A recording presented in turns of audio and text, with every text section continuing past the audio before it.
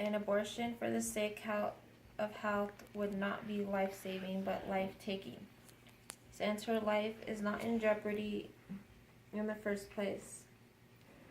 There are other situations where an expectant mother has a serious or even terminal medical condition.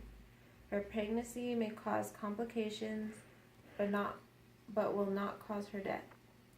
If she is receiving radiation therapy, she may be told that the child could have handicaps as a result.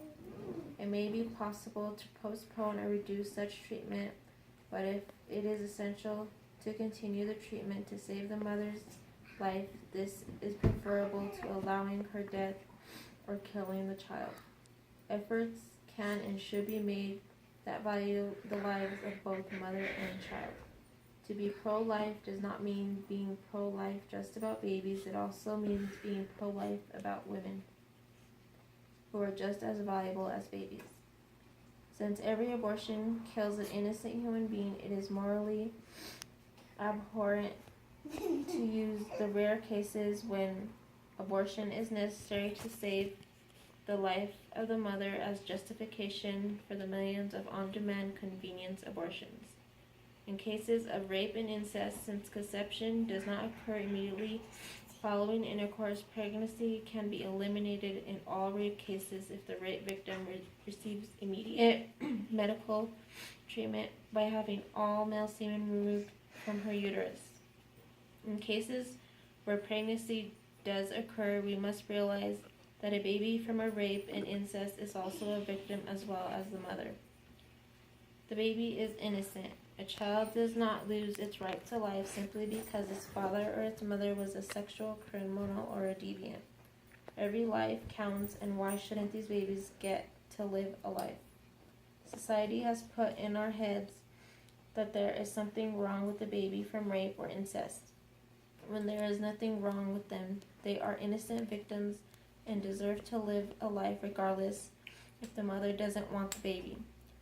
There are other alternatives such as adoption, and there are many people in the world that would do anything for a chance to be parents.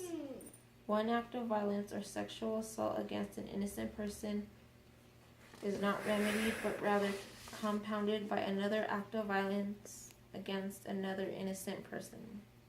In cases of a severely handicapped fetus, disability is irrelevant to the worth and dignity of a human being. We should not think less of people who have a physical or mental handicap.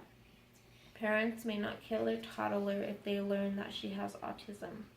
They may not execute a 10-year-old with spina bifida because they think she would be better off dead. All human beings share an equal right to life simply by virtue of their humanity. Killing disabled people in the womb or out is morally wrong. It is deeply mistaken to propose that the life of a disabled person is not worth living. People with disabilities live meaningful and often happy lives. Sometimes a child in the womb is diagnosed with a disease or condition that is fatal. She will likely die before, during, or shortly after birth. Surely a pregnant woman should not have to endure such an emotionally traumatic pregnancy, but the fact that someone will soon die provides no moral justification for killing her. We may not kill terminal patients in the cancer ward or elderly grandparents in the nursing home. All of us, in fact, will die at some point in the future, but we ought to be treated with dignity and respect in the present. Abortion cannot be justified. Abortion is wrong.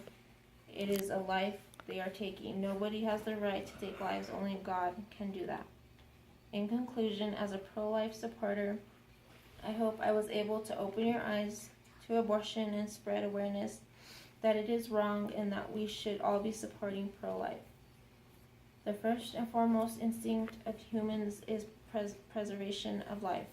This begins with self-preservation and extends to all humanity through domestic bonds and realization of a like nature.